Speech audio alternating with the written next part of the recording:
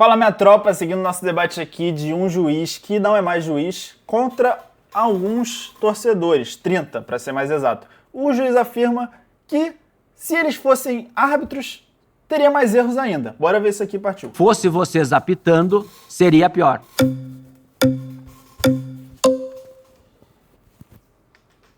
E aí, meu velho? Tudo bom? Tudo. Prazer, Neto. Opa, Neto. Eu discordo um pouco. Eu apito algumas vezes jogos na várzea. Sei que a questão de interpretação vai muito de árbitro para árbitro, mas eu tenho critério, olho em campo e falo que muitas das vezes os erros que os árbitros brasileiros têm no Brasileirão eu não cometeria. Então eu acho que a captação é necessária, mas a gente, torcedor, muitas das vezes tem um olhar muito mais crítico do que o próprio árbitro em campo. O que a afirmação diz? Se você estivesse apitando, seria pior. Por quê? Você não está tão preparado quanto o árbitro. Porque o árbitro, para ele exercer aquela profissão dele ali, ele fez 8 meses de curso, né? São no mínimo 240 horas que ele tem que estar estudando as 17 regras, ele passa por provas, avaliação psicológica, teste físico, que é extremamente rigoroso. Então, nesse sentido, o torcedor não está tão preparado quanto um árbitro que vai fazer aquela função, vai desempenhar aquela atividade, né? Ele está preparado. Eu corria semanalmente, corria 60 quilômetros por semana, não é um árbitro. Caralho, 60 quilômetros por semana, moleque. Fazendo ali a continha de rápida, dá quase 9 quilômetros por dia, moleque. Isso é muita coisa, pô. E, pô, tipo assim, o foda é que o cara que foi debater, ele apita, né? Ele apita a várzea. Eu acho que ele quis dizer com um juiz comum ali, porra, o juiz comum não, torcedor comum ali que tá em casa, que, porra, não consegue correr 5 quilômetros, tá ligado? Assim como eu. Ele tá falando desse pessoal, tá ligado? Não do cara que apita a várzea, pô, esse cara é exceção, cacete. Tô falando de mim, pô, eu também seria pior mesmo, mano. Seria pior mesmo. Se tivesse um pênalti ali pro Mengão, cara, eu ia apitar, mano. Ah, foda-se. Eu ia apitar um pênalti pro Flamengo, pô. Encostou na Arrascaeta ali, porra, tocou nele, é pênalti, porra. Tocou no Pedro, é pênalti. Aí chega lá o Pulgar dando uma voadora, nada a marcar, segue o jogo. Corre em torno de 13 quilômetros numa partida de futebol. Então, o estresse no futebol é muito alto. Então, essa preparação. É claro que se fosse um torcedor, fosse lá apitar, que geralmente é o que mais critica o árbitro, ou um dirigente, não está tão preparado quanto o árbitro. O árbitro se preparou para desempenhar aquela função. Só que o desgaste é tremendo. E isso era uma figura amadora. O árbitro é uma figura solitária. Eu treinava sozinho, eu ia pro meio do mato correr sozinho, eu me lesionava, eu tinha que procurar um médico, eu tinha que procurar um fisioterapeuta. E o jogador sempre teve aquele aparato por trás dele. Médico, fisioterapeuta, psicólogos, enfim. Então era injusto, muitas vezes, você massacrar o árbitro, né? No caso, quando eu errava, quem mais sofre é o árbitro quando comete um erro. Se eu errasse uma penalidade que eu não marcava, eu não dormia aquela noite. Não, mas... Porra, mas o jogador, se ele erra um pênalti, ele sofre muito mais do que o juiz se ele não der um pênalti. Eu acho que o jogador sofre bem mais. Apesar do juiz também, sempre, a vida inteira, ele ser massacrado por não ter dado um pênalti, uma falta, ter dado um cartão errado. Tá? Então, nesse sentido do que o árbitro é mais preparado, o torcedor quer saber do time dele ganhar. Não é? Tu é torcedor do tricolor, tu quer saber, se tu for apitar, embora o companheiro que antecedeu, ele disse, o árbitro tem aquele time. Não tem. Depois que eu entrei no futebol, a militar no futebol com 18 anos de idade. Né? Meu sonho era ser jogador de futebol, não consegui. Aí fui ser árbitro, com 18 anos. Depois tu acaba esquecendo. Não é? Esquecendo, tu vai apitar, tu apita por quem? Por você e pela sua família. Tu quer acertar. Então esse negócio de torcedor dentro da arbitragem praticamente não existe. Mas você entende que muitas das vezes o torcedor ele estuda também porque o time dele errou e aprende muito com os erros dos árbitros, porque você vê lances hoje dentro do futebol brasileiro que tem erros gritantes onde você consegue, se tivesse em campo, falar, eu faria diferente. E a gente acaba se capacitando cada vez mais para poder entender por que a arbitragem erra. Não, porque eu te falei, passa muito pelo comando da arbitragem. Quem é hoje que comanda a arbitragem nacional? Entendeu? Então, quem pariu o Matheus, quem vale. Essa responsabilidade, quem tem que assumir essa responsabilidade. Os árbitros estão muito mal orientados no Brasil. Eu vejo muitas vezes os árbitros não marcando uma falta simples. Uma falta simples, que é falta, que todo mundo vê, isso é falta. No lance do São Paulo com o Palmeiras, numa penalidade máxima, que o jogador escorrega, e acerta o cara, sem querer também dentro da área, é pênalti. E o árbitro viu, o árbitro estava próximo da jogada, mandou a jogada seguir. Entendeu? Então falta essa orientação para os árbitros. Beleza. Vai, Tom. Obrigado.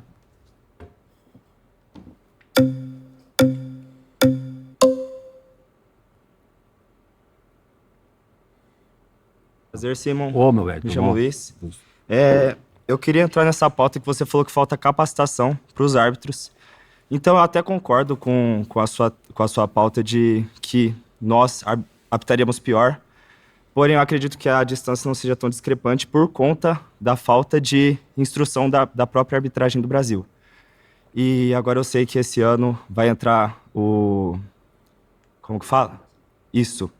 E eu queria saber de você sobre o que você acha e entende da arbitragem no Brasil antes dessa capacitação, porque eu acredito que...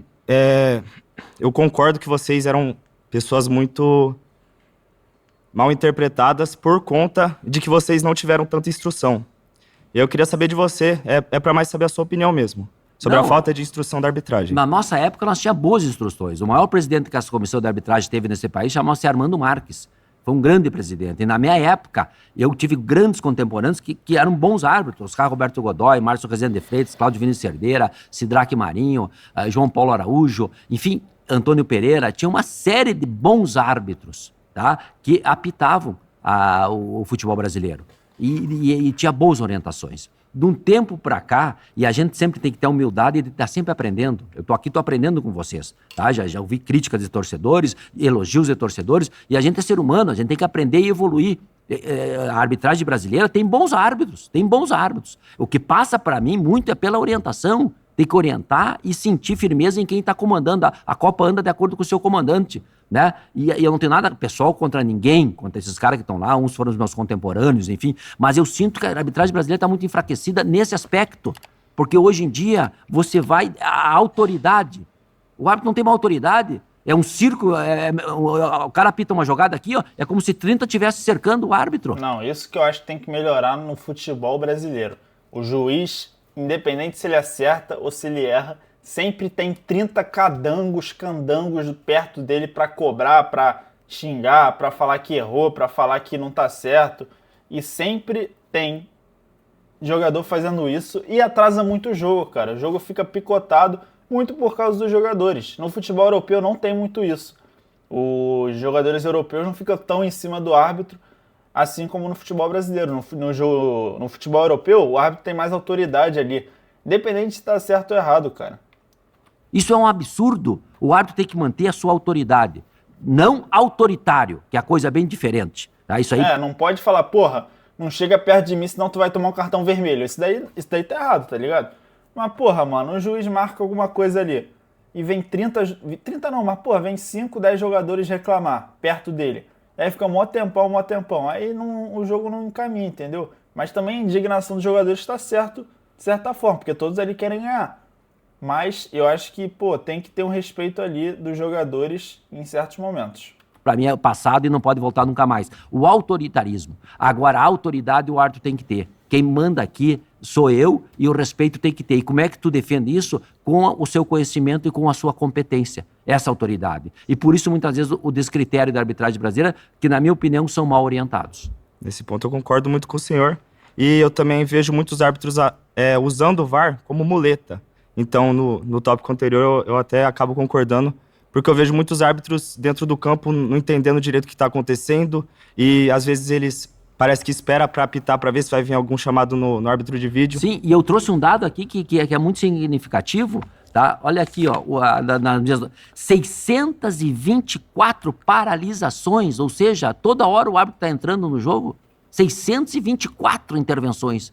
O cara tá ali apitando, e aí eu concordo plenamente contigo, é uma muleta. Muita coisa, mano, muita muleta mesmo. O juiz, ele não tem mais aquela convicção de, é falta ou não é falta. Mas, ao mesmo tempo, o VAR também tá ali para mostrar o que é certo e o que é errado. Só que, ele não deve mostrar em lance interpretativo. Não deve ser mostrado em qualquer lance. Deve ser mostrado em lances ali que, claramente tá errado. Claramente o juiz se equivocou, entendeu? Em lance de vermelho, em lance de pênalti, entendeu? Em lances assim. Muleta É o cara aqui, ó, eu não vou decidir, tá? Eu não vou decidir, vou deixar o cara me chamar. O cara me chama... E pior que o juiz e o VAR é só o bandeirinha, que tá ali só de enfeite. Ainda mais com esse semiautomático que vai entrar aí, mano. Pra mim nem tem que ter mais bandeirinha depois do semiautomático. 192 mudanças da decisão que tomou no campo, ele foi lá para a área de vídeo e mudou. Isso é exatamente o que está acontecendo. Eu não vou assumir. O VAR é uma muleta. Deixa o árbitro chamar. Chamou, vou lá, eu mudo a minha decisão. Então, isso também é equivocado.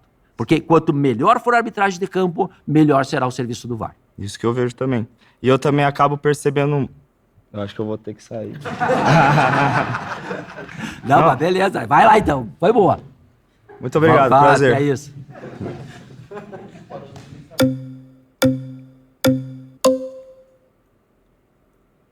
Bom dia, Ô, Simon. meu velho. E aí? Tudo bom? Tudo bem? Tudo. Antes de mais nada, eu queria fazer uma pergunta. Você tem um time de coração? Tenho. Tá, não precisa dizer qual é, se você não pode quiser. dizer sem problema nenhum. Gaúcho de Passo Fundo. Tá, então vamos lá. O que acontece? Baseado em cima das suas palavras que você falou que se fosse nós, torcedores, que seria pior, eu queria dizer pra você primeiro que, assim, eu sou árbitro de futebol na várzea, eu sou técnico de futebol, tenho um time e sou árbitro de futebol na várzea. Sobre a pressão que você falou, que o árbitro Só porque tu é técnico e Sou árbitro. técnico de um time e também apito jogos na várzea. Ah, tá, apita. Achei que tu era o técnico e apitava o jogo. Não, sou técnico. Aí, caralho, imagina, ele tá lá treinando o time, aí, porra, tem lance ali que... Aí não tem juiz, aí, porra, tem um lance ali que pode ser pênalti ali, aí ele chega e dá o pênalti pro time dele. Aí é foda, né?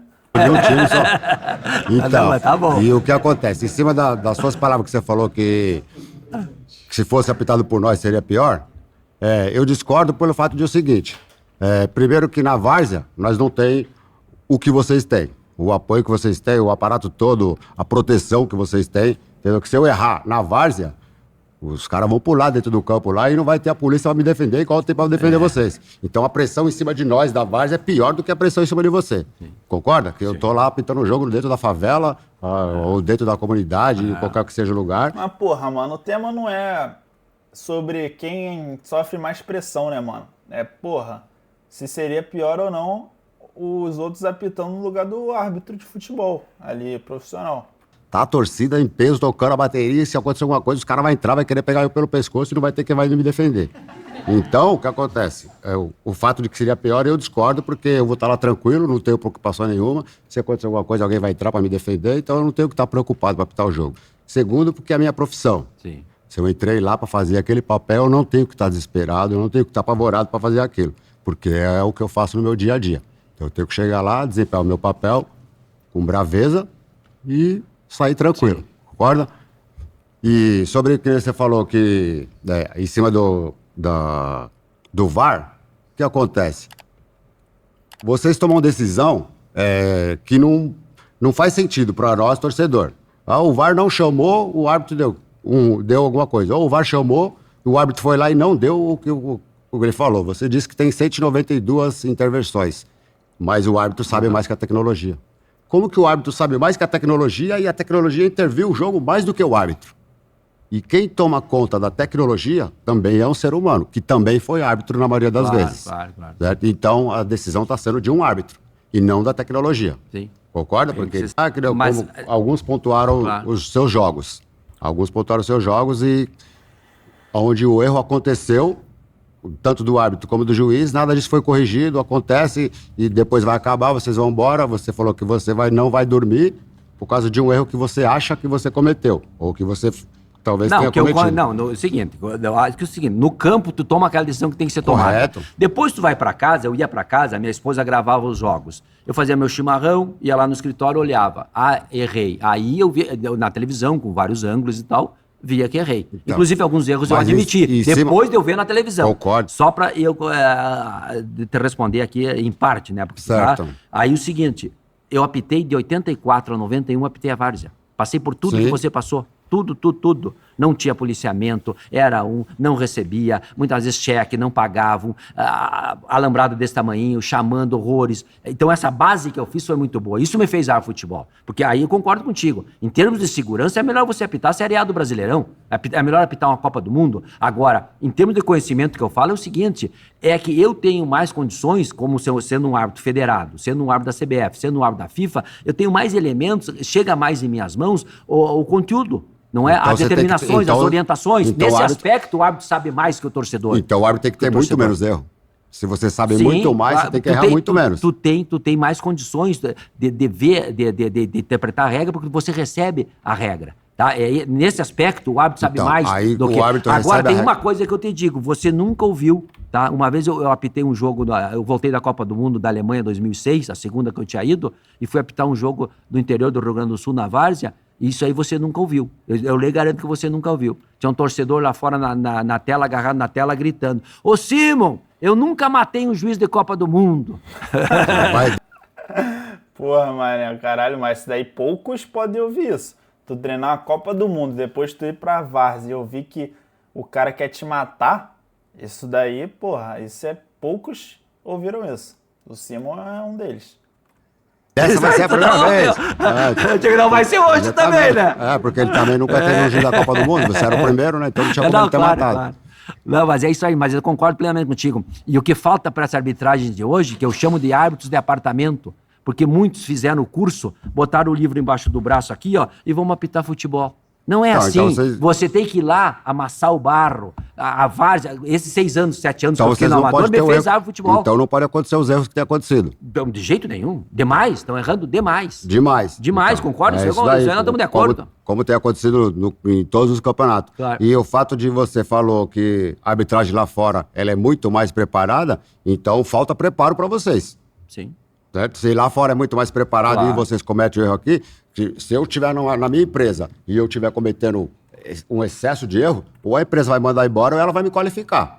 Eu não posso estar dentro de uma empresa cometendo um monte de erro, toda hora está acontecendo um erro e eu continuar lá todo dia. Claro. E você vai para sua casa, vai receber o seu dinheiro, e você fala, quando você erra, você não dorme. Nós não dorme quarta, domingo, vários domingos a gente não dorme, com inúmeros erros de vocês. Entendeu? Então, se você vai Mas lá... quando o jogador teu também erra o pênalti ou perde um gol sem goleiro, Então, mas aí tu também nós- fica sem dormir, Mas ou não? aí eles vão falar assim, aí nós não estamos falando de É, não, arbitragem. claro. Aí nós estamos falando do jogador. Não, tá bem. Certo? Já muda, já muda a Fala de pauta. torcedor, né? Tá, Porque o tudo torcedor bem. não dorme quando o árbitro não é. Mas a briga erra. sempre é com o Mas e árbitro. quando o jogador erra? Tudo bem. Quando o jogador erra, a também gente não vai... dorme? a gente Não vai trabalhar? Não, a gente vai lá pegar ele, vai lá protestar no estádio. Não. Não é pegar na pancada, não. Vai lá protestar no claro, estádio. jamais agressão. Entendeu? A gente vai lá protestar, a gente vai lá brigar, vai Você lá... falou que ia pegar o jogador na porrada geral, levantou a mão, mano. Principalmente Não, muito nós, corintianos. Que a gente briga mesmo. A gente vai lá no estádio, a gente vai lá brigar e acontece isso, entendeu? Valeu, Mas meu muito velho. obrigado. Boa valeu? sorte pra gente. Obrigado.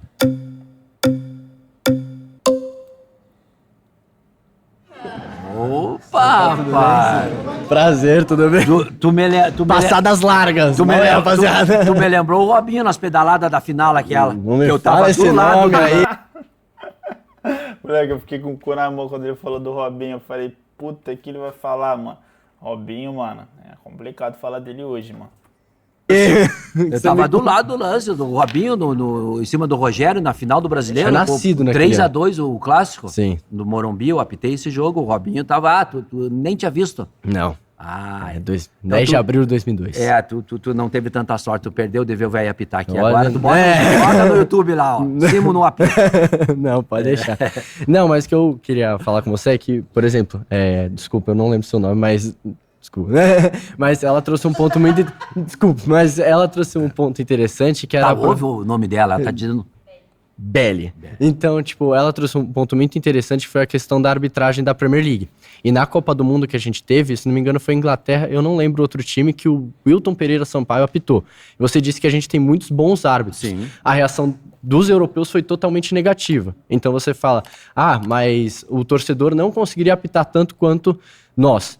Eu entendo que talvez pela questão de profissionalização, mas eu duvido muito, porque talvez a gente tenha o exemplo do Daronco, que muitas vezes quando é analisado falam de ter distância de lances, de não estar preparado psicologicamente, então basta ter uma estrutura maior todo para esses árbitros também. Não, pois é, não. Essa afirmação está no sentido seguinte, aquilo que eu falei para o companheiro anterior, as condições que os árbitros têm, que o torcedor não tem, não sabe do livro de regra, das novas orientações, do protocolo. O protocolo do VAR são 88 páginas, tá, para te ler e tal. Isso aí o torcedor não tem, então a afirmação é nesse sentido, não tem como você ter o mesmo conhecimento que eu tenho para ir apitar um jogo, tu pegar um apito aqui, toma aqui, vai apitar Santos e Corinthians. É, por isso que vocês são importantes nesse sentido. Claro. Tanto alguns criadores, tem o Sou do Apito, que faz esse tipo de criação de conteúdo sobre arbitragem, e vocês são importantes pra gente entender. Eu tô lá no @CarlosSimoApito, né? Eu sei, Tem Simão. dúvida, chama o Eu velho. sigo, pô. Então tá, tamo junto. Então. Prazer. Valeu. Você, viu, Simão? Desculpa, BL. Tamo junto, viu? Muito maneiro, mano. Eu gostei desse tema. Acho que foi um pouquinho abaixo dos demais, mas foi legal. Comentem o que vocês acharam, rapaziada. Tamo junto e é nóis.